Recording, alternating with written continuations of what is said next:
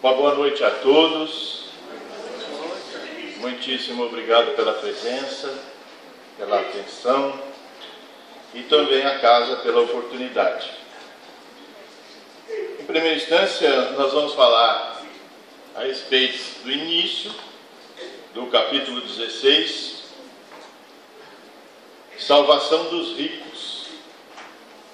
Antes eu gostaria de fazer uma colocação. O Júlio falou aqui também a respeito disso. Eu felicito muito a direção dessa casa pela escolha das palestras terem o acompanhamento dos capítulos do Evangelho segundo o Espiritismo. Só para esclarecer, muitas casas não têm essa atitude. As pessoas vêm assistir a palestra, vêm assistir uma orientação e muitas vezes saem mais confusas do que entraram. Porque não se trabalha exatamente aquilo que é necessário dentro de uma casa espírita, que é o entendimento do que Jesus quis colocar para nós. E esse tema que nós vamos falar hoje tem um exemplo muito claro, muitíssimo claro, do que eu estou falando aqui agora. Eu vou ler para vocês, sempre gosto muito de ler a premissa do tema que a gente está falando, embora o capítulo 16 seja bastante extenso. Eu recomendo a todos, que assim que tiverem oportunidade de chegar em casa, façam a leitura desse capítulo para compreender e até para se aprimorar mais nesse sentido. A salvação dos ricos. Ninguém pode servir a dois senhores, porque ou odiará um e amará o outro, ou se afeiçoará a um e desprezará o outro. Não podeis servir ao mesmo tempo a Deus e a Mamão.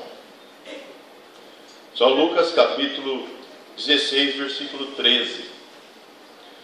Então um jovem se aproximou dele e lhe disse: Bom mestre, o que é preciso que eu faça para adquirir a vida eterna? Jesus lhe respondeu: Por que me chamais de bom? Só Deus é bom. Se quereis entrar na vida eterna, guardai os mandamentos. Quais mandamentos, Senhor? Disse-lhe Jesus: Não matareis, não cometereis adultério, não furtareis, não direis falso testemunho, honrai ao vosso pai e à vossa mãe, e amai ao vosso próximo como a vós mesmos.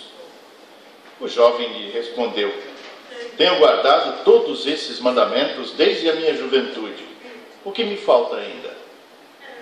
Jesus lhe disse: Se quereis ser perfeito, ide, vendei o que tendes e dai aos pobres, e tereis um tesouro nos céus.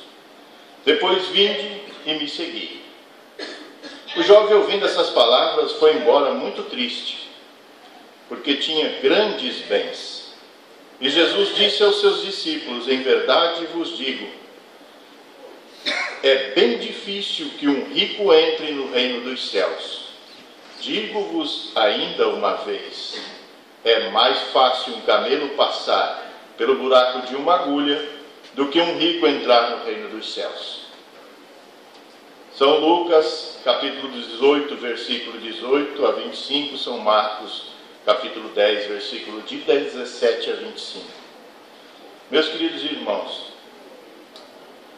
todos nós, conhecendo o histórico de Jesus, pelo menos a mim, fica bastante difícil compreender que Jesus faça uma separação entre os homens, as pessoas, quer sejam elas pobres, ricos, abastados, maltrapilhos, prostitutas, cegos, brancos, negros.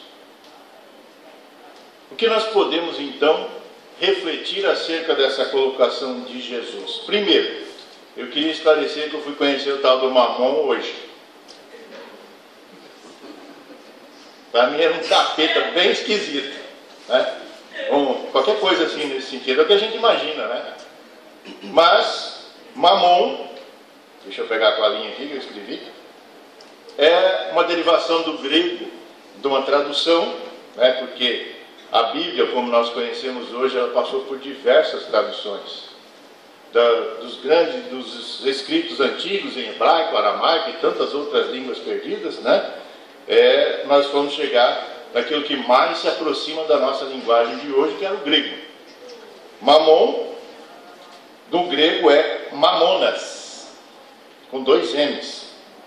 Significa tesouro, riqueza, ou seja, uma personificação da própria riqueza ou das posses.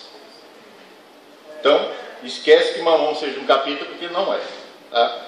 É uma demonstração, é uma figuração daquilo que é o acúmulo de bens, as riquezas.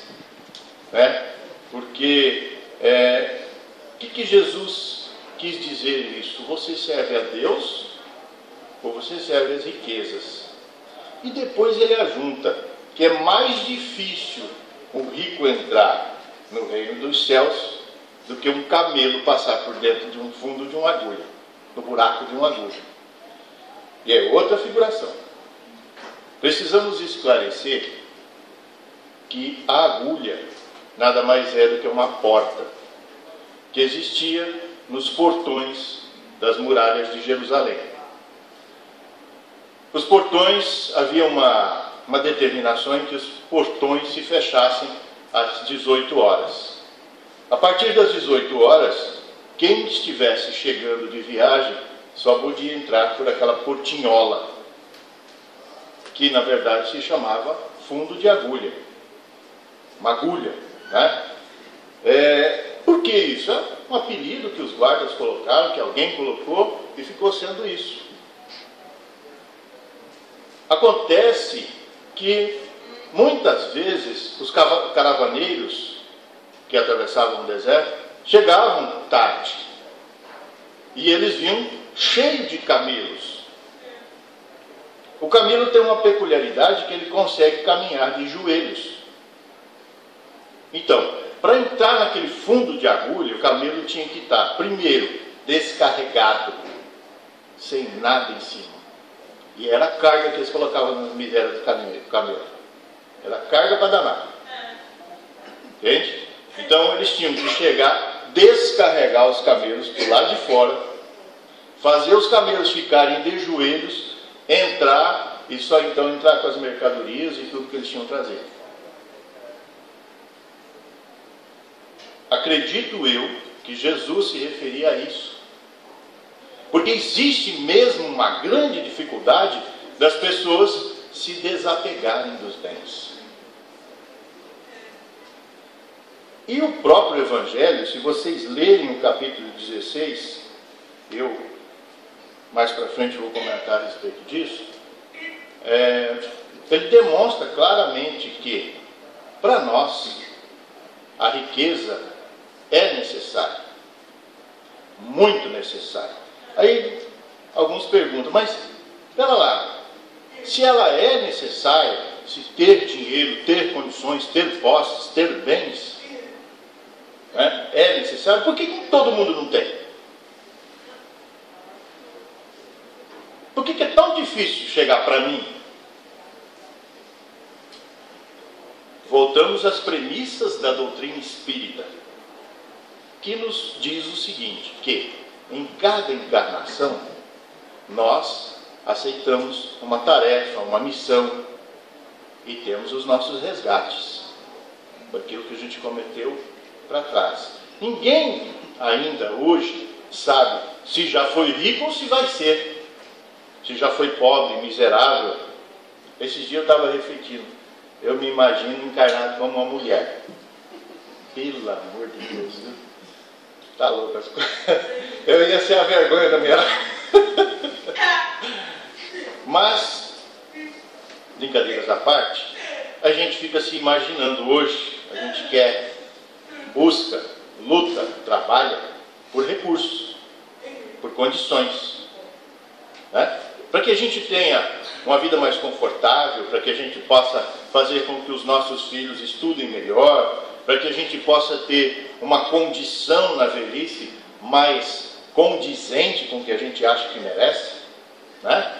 Portanto, hoje, diferente dos dias em que Jesus esteve aqui, a nossa condição é muito diferente. Primeiro, pela evolução, não só deste corpo físico, como da nossa mente, da nossa psique. Nós somos hoje espíritos muitíssimo mais avançados do que antes. Embora ainda nós trazemos no nosso íntimo muito dos costumes do passado. Tem uma pessoa que eu conheço que sempre me diz, ele sempre me chama atenção por algumas coisas que eu faço na vida com relação a dinheiro. E ele diz para mim: César, o homem é o que tem. Eu não respondo de forma mal criada, porque eu prefiro fazer isso na minha cabeça. Eu digo: eu sou o que sou, como sou e como estou, da forma que eu quero. E se nós pararmos para pensar, isso já é uma grande riqueza. Vocês já pararam para pensar nisso? Que nós estamos e somos aquilo que nós queremos. Isso se chama o quê? Liberdade. Quando nós estávamos lá, no tempo de Jesus, a gente ainda era escravizado. Não só pelos senhores, pelos romanos, enfim, nós éramos escravizados pela pobreza, pela falta de condições, pela escassez de alimento. Já pararam para pensar de morar naquela época numa casa de pedra, de tijolo, adobe, com a fração mínima de água?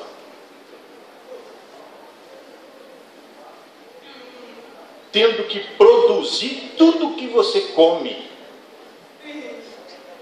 Quem tinha um pouquinho mais de condição, tinha aí os seus 15, 20 cabritos. Já tentaram tirar leite de uma cabra? Isso é um troço difícil. E mais que a miserável da cabra não bebe água.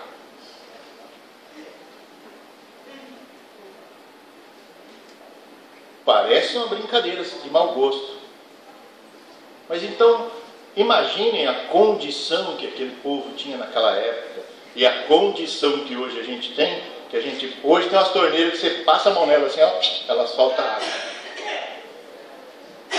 Naquela época as mulheres tinham que caminhar centenas de metros e quilômetros para conseguir uma talha de água. E era com aquilo que ela fazia o alimento e aquilo que a família... Até porque tinha um negócio lá dos fariseus que tinha que lavar a mão toda hora, né? Era só a mão, tá? Quem tinha dinheiro tinha servos que podiam, jumentos, camelos, podiam trazer muita água. Quem não tinha, não tinha. Então hoje nós temos uma riqueza muito grande, que é justamente o excesso de recursos e bens que estão à nossa disposição. Isso é o quê? É uma vitória nossa, do nosso estado de coisas, da maneira com que nós empregamos as riquezas que nós recebemos. Eu estou falando tudo isso para que nós tenhamos a consciência da necessidade da riqueza. Aí vem alguém e bate na sua cabeça: ó, você é rico, mas você não vai para o céu. Rico não entra. Jesus que falou isso. E muita gente é incisiva em repetir isso. Isso desencadeia o quê? Aqueles que têm a vontade de trabalhar para enriquecer, vão até certo ponto e falam: vou parar por aqui, vou ficar na minha. Porque se eu ficar rico eu vou para o inferno. Aqueles que já têm a riqueza falam: bom, disseram lá que quem é rico não vai para o céu, então eu vou entrar lá. Né? Aprontar tudo que... Estou abraçado com o capeta mesmo, o que adianta? Né? Então, se gente pensar dessa forma, se a gente analisar por esse âmbito, é uma coisa que parece uma brincadeira, mas isso é inconsciente. Porque tudo aquilo que a gente ouve, a gente, de uma forma ou de outra, grava. Principalmente coisas que são faladas por Jesus. E o que o Evangelho, segundo o Espiritismo, faz, é que quando você lê, você suscita um raciocínio. Espera aí. O Jesus que eu imagino, um cabedal de bondade, não iria fazer isso. Então nós precisamos analisar no âmbito das traduções, nós precisamos analisar no contexto daquela época e dos dias de hoje. Não é? Nós precisamos analisar uma série de coisas. E que eu fiquei muito feliz em conhecer na doutrina espírita é justamente as explicações que nós temos acerca do Evangelho. Porque algum tempo atrás você perguntava para alguma autoridade religiosa, o que quer dizer isso aqui? Isso é um mistério de Deus. E deu. Você quer acreditar? Acredita. Você não quer? Isso é um mistério. Ainda não cabe a nós conhecer isso. Tá, e quando é que eu vou conhecer? Se eu tropicar, eu vou parar no inferno. O que a doutrina espírita nos fornece, nos dá, é a condição de nós interpelarmos essas colocações.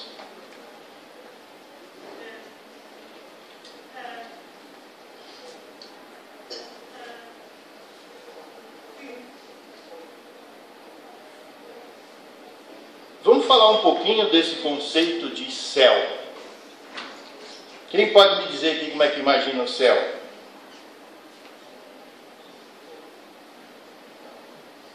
Alguém tem uma opinião como é o céu? Não, Ju? Muita estrela, né? Hã? Muita estrela. Não, estou falando desse céu aqui de Deus, né? Uma vez eu ganhei achei numa doação, uma Bíblia ilustrada. E eu comecei a folhear. É o céu de man de anjinho, né? Aquela calma, aquele sossego. Que começou a me dar um sono. Falei, o que é que eu vou fazer num lugar desse? Se esse é o céu que estão prometendo, eu estou fora. Eu morri de tédio lá. Não é? Os anjinhos tocando ar, sentadinho numa nuvem, passeando para lá e para cá. E daí um belo dia, lendo o livro de André Luiz, né? Nosso Lar, o que me chamou a atenção foi a narrativa que tem de como é nosso lar, na colônia espiritual. Não tem nada a ver com o céu. É até bem longe.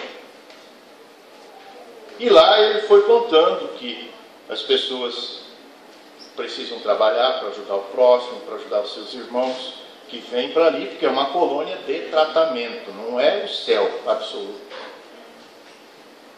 Então começou a passar na minha cabeça um comparativo. O André Luiz chegou lá, foi tratado, foi amparado, foi recebido, foi apresentado a pessoas bacanas, a pessoas boas, teve a grandeza de pensamento de querer fazer aquilo tudo que foi recomendado a ele. Depois ele foi para lá na governadoria, foi falar com camarada lá que deu uma instrução para ele, falou, olha aqui, ó, para você ter direito de alguma coisa, você tem que ter trabalho. Você tem que ter bônus hora. Ele falou, opa, eu ganho alguma coisa que ganha. Se você faz, você tem direito ao salário. E aquilo me agradou demais. Porque, gente, no nosso íntimo, existe lá, nas profundezas do nosso íntimo, da nossa consciência, a luz divina. que nada mais é essa energia que nos faz querer acordar todos os dias, querer produzir alguma coisa, querer formar uma família, querer, enfim, ter as atitudes que nós temos todos os dias. E a natureza espiritual e a natureza que Deus criou é uma coisa tão perfeita, tão grandiosa, mas nós conseguimos embaralhar tudo e complicar a situação. Por quê? Por vários antagonismos que nós adquirimos através dos tempos, porque nós nascemos, fomos criados simples e ignorantes. Ignorante não quer dizer burro, tá? Só ignorante. Porque nós temos inteligência.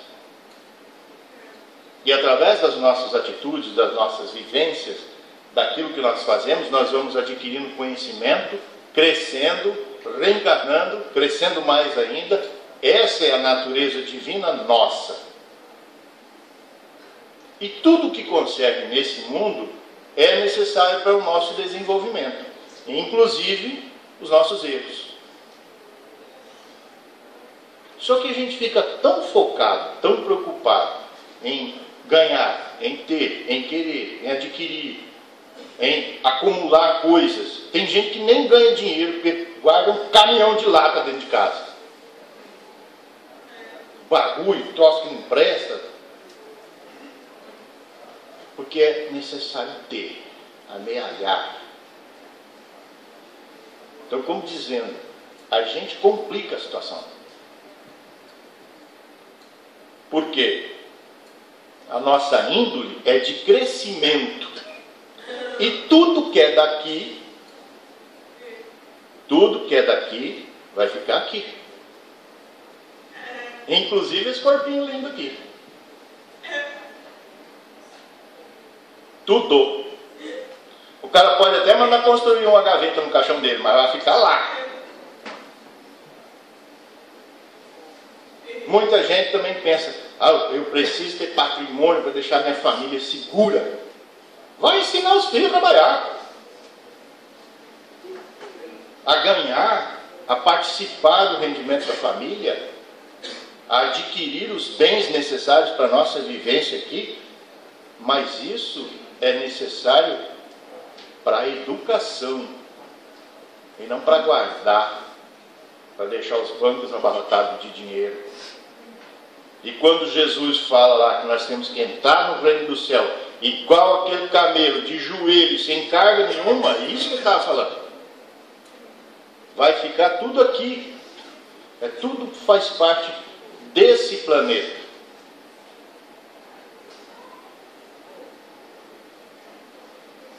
Então, é um despertar da nossa consciência.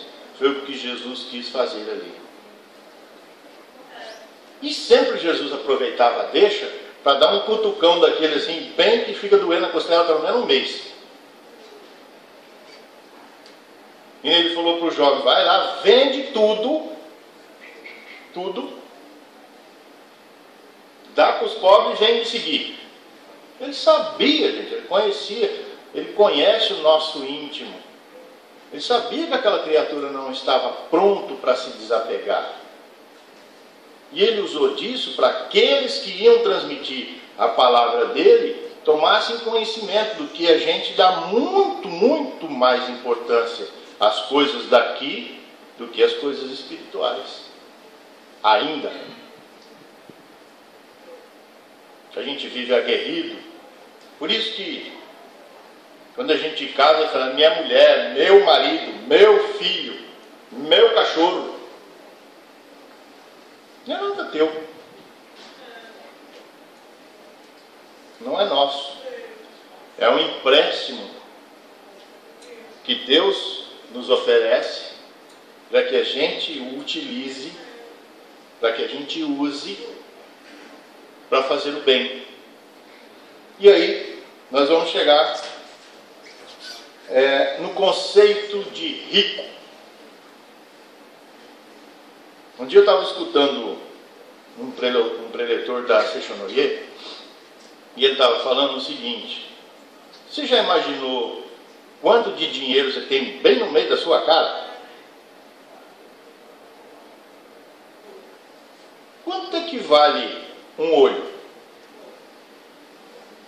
Se eu chegar e falar para você, vende teu olho, quanto você vai botar de preço? Hã? 10 reais? Que legal, hein? Depois na conversa, tá? Estou precisando, eu já estou usando esse treco aqui.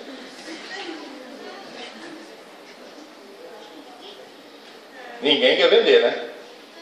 Então não tem preço. O que não tem preço é o quê? É uma riqueza. Quanto é que vale a tua língua? Vai comer uma pamonha sem língua, quero ver. Vai sentir gosto de nada. Embora que muita gente precisava estar sem língua, né? Porque troço que derruba. Né? Está aí. Quanto é que vale o nariz? A gente não faz essas contas, gente. O quanto que Deus nos deu de riqueza só nesse corpo físico.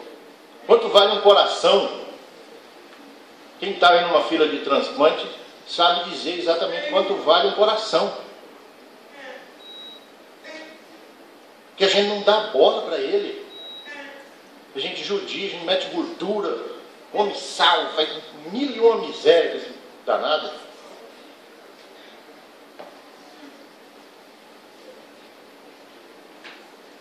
Não é verdade? Então, nós temos muita riqueza. Deus já nos deu uma riqueza incomensurável. Um corpo físico maravilhoso, uma terra maravilhosa, cheio de lugar para plantar, cheio de rio, cheio de mar, cheio de peixe, cheio de bicho. Se eu for falar aqui, vou ficar a noite inteira falando do que Deus nos deu. E a gente só enxerga a conta no banco. E a gente só enxerga aonde eu posso chegar financeiramente. Mas nós temos tudo à nossa disposição. E temos o mais importante, que é a mente, o cérebro, a capacidade de pensar, de criar, de manifestar nesse mundo qualquer coisa. Porque isso também foi o que Jesus disse. Com todas as letras. Aquele que tem fé diz para esse morro muda para lá e ele muda. Essa nós não acreditamos, né? Quando fala que o rico não entra no céu, a gente acredita. Quando ele fala que a gente muda uma montanha de lugar, a gente acredita. Por que motivo é mais fácil a gente acreditar numa forma figurativa dessa? Porque a gente não compreende qual a nossa capacidade através da fé. Porque Jesus, quando esteve aqui, o que ele fazia era calçado na sua fé. Ele tinha essa manipulação energética através da fé e da conexão com Deus. E ele também deixou dito, vocês podem fazer tudo isso. Vocês podem curar. Vocês podem ajudar o próximo de uma maneira incrível. E nisso nós não acreditamos. Então precisamos estar conscientes da nossa capacidade que o próprio Deus nos deu.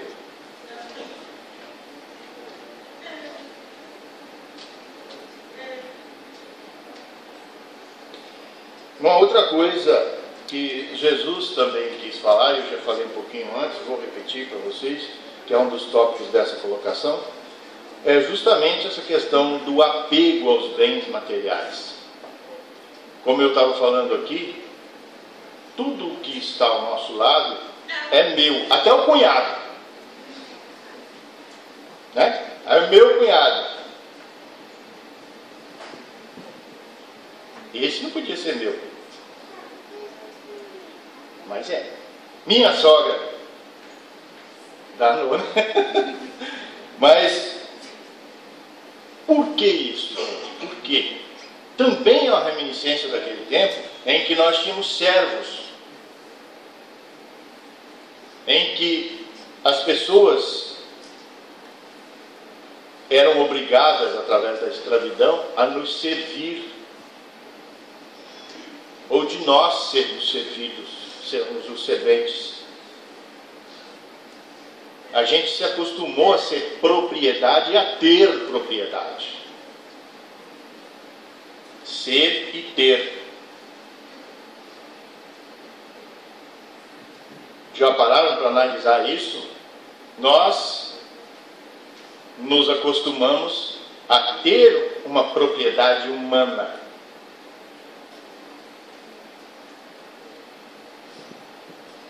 Ninguém nunca tinha parado para pensar nesse assunto, né? É por isso que tudo é meu. Claro que hoje já se tornou uma força de expressão, mas é uma realidade pungente. E tudo que é meu e ninguém tasca e pronto, acabou. Dinheiro é meu. Só para dar um exemplo. As esposas sabem exatamente quanto o marido ganha? Ah, tá certo. Os maridos sabem exatamente quanto a esposa ganha?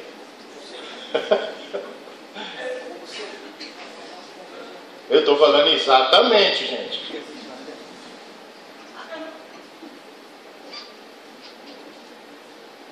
Porque é dele, é dela.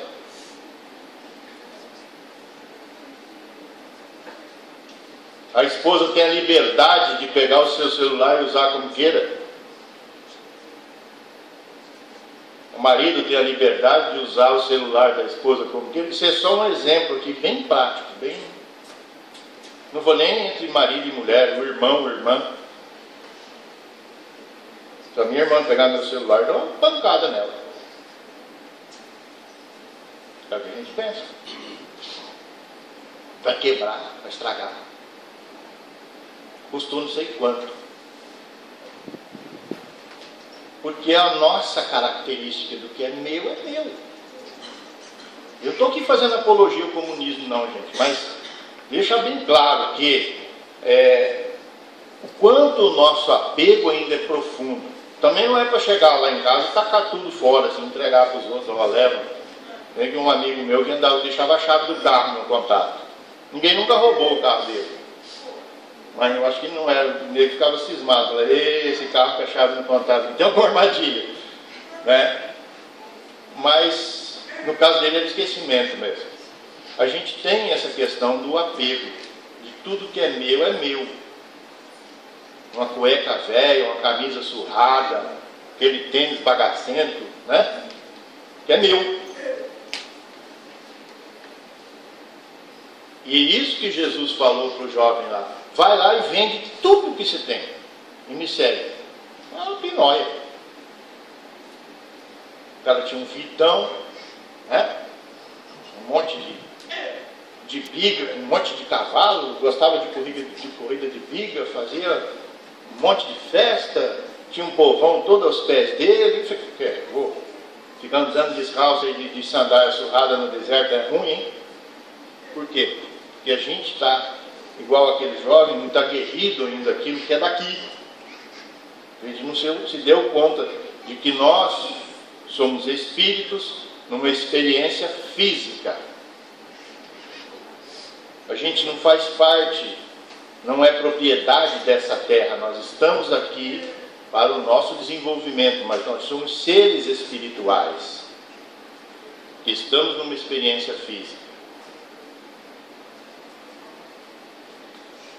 Uma outra coisa que isso é inerente à nossa época agora, que é o consumo exagerado. Muita gente tem dificuldade financeira porque não consegue controlar o seu consumismo.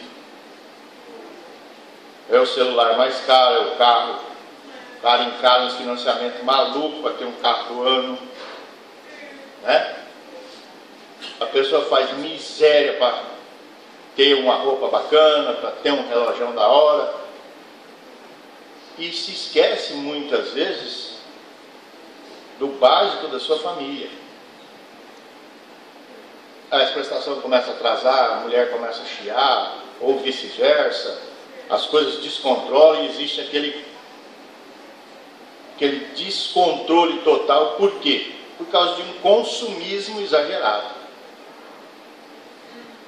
Tem um celularzão legal lá e sai o top do top. Opa, eu tenho que comprar aquele. Aí fica desculpa, eu não estou enxergando mais essas letrinhas aqui. Mas não é, gente, é porque a gente está focado nesse mundo que principalmente a TV coloca na nossa cabeça. Isso é o melhor. Esse é o legal.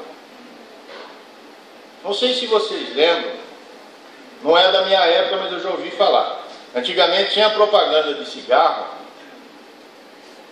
passava um rapazão num cavalo assim, bonito, né? Para lá, para lá, para lá, para lá. Aí com o cigarrão no beijo, assim, pareceu. Aquilo para os caras era o céu, né? Tinha que comprar aquele cigarro. Nem que não fumasse. Eu conheci amigo meu que andava com um cigarro no bolso, ele não fumava, não suportava cigarro. Mas era para aparecer. As moças se acabavam. Ai, coisa linda. Né? Morreu tudo de câncer esse miserável.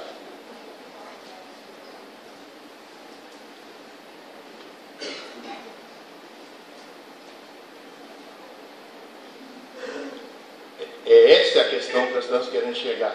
Que o mundo, a mídia, as pessoas, a sociedade, de uma forma geral, vende uma vida que não é a nossa, mas só vende.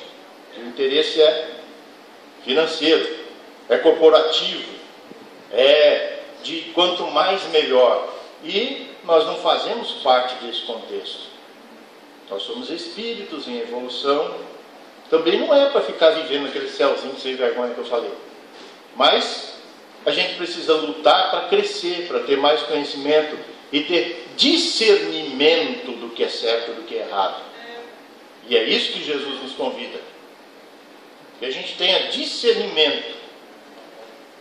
Como Kardec sempre colocava muito propriamente, temos que ter o bom senso na nossa vida. Pautar a nossa vida no bom senso. Daquilo que nós podemos desenvolver da melhor maneira possível, dentro do nosso conhecimento e também das nossas limitações.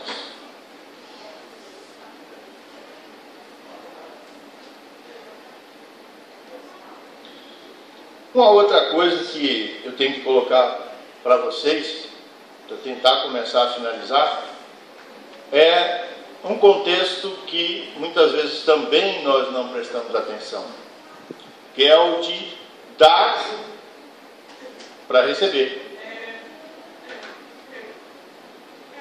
Espera aí, César, o que você vai falar agora? Que eu preciso, só eu dando que vou receber? É claro. E isso não é porque Deus exige que seja assim, que Jesus exige que seja assim. Isso é uma fórmula matemática, né, da nossa própria consciência, da geração daquilo que nós fazemos, ou seja, é dando que se recebe.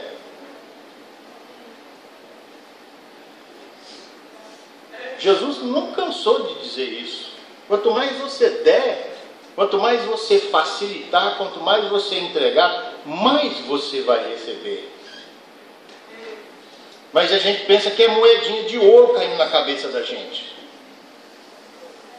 Não é. É saúde, é bem-estar. É uma sensação de felicidade, de harmonia, de paz, que te faz crescer.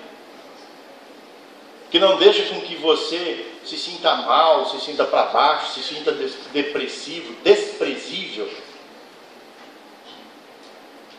Ah, mas espera aí, César, eu não tenho nada para dar.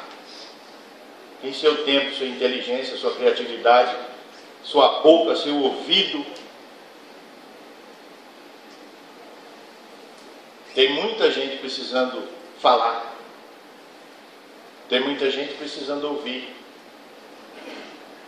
Tem muita gente que necessitaria apenas, olha só, apenas um aperto de mão sincero. Não estou nem chegando num abraço. Tem muita gente que precisa de uma colher de arroz cozida.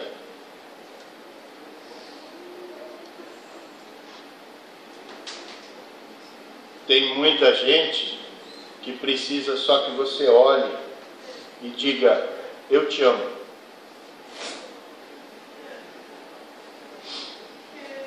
Ontem a minha namorada passou um zap para mim.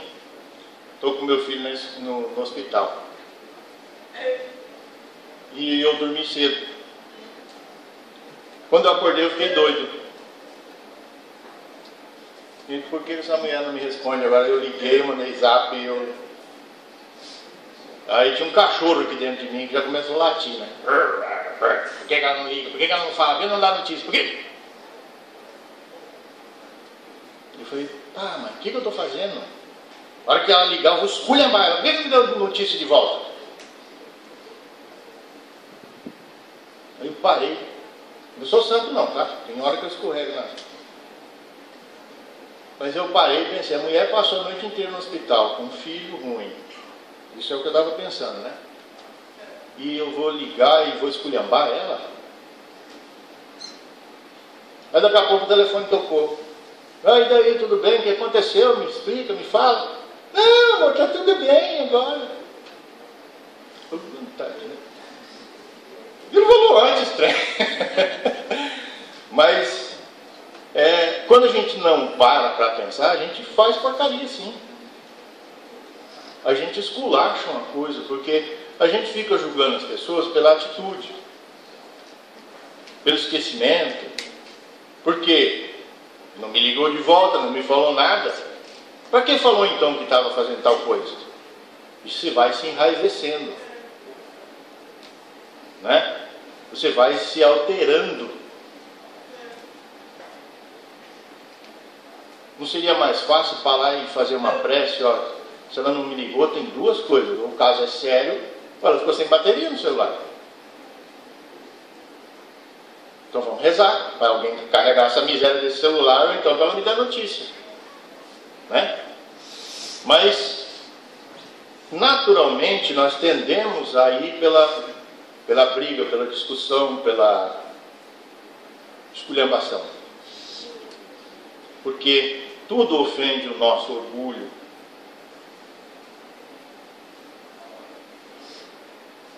Não valorizou a minha atenção. É o que a gente pensa. Eu fiquei preocupado, eu não. Como é que faz isso? Né? Para a gente isso é uma afronta, é um crime, é uma maldade. Mas não é. Uma falta de oportunidade, qualquer outra coisa. Mas a gente imagina um mundo desabando por causa de não haver uma notícia. Eu estou colocando esse exemplo aqui, principalmente porque palestrante, deixar bem claro isso para vocês, é o que ouve primeiro, porque a boca está bem aqui pertinho do ouvido. Nós todos precisamos de orientação.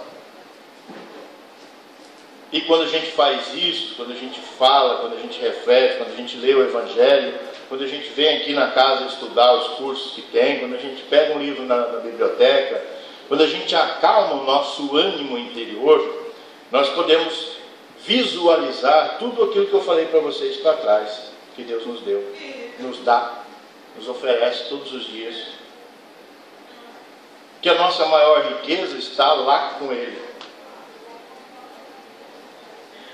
Que a nossa única condenação, prestem bem atenção nisso que eu vou falar, a nossa única condenação é ser feliz perto de Deus. Quando nós vamos chegar lá, aí sim é nossa responsabilidade. Vai do nosso esforço, da nossa vontade, do nosso despertar, do nosso querer. Existe um livro, o Jorge falou dele aqui semana passada. Quando eu vim aqui para Santa Catarina, eu vim lendo ele, e até hoje eu estou lendo, tão burro que eu sou. mas se chama Renovando Atitudes, do Espírito Hamed. Procurem ter esse livro na cabeceira.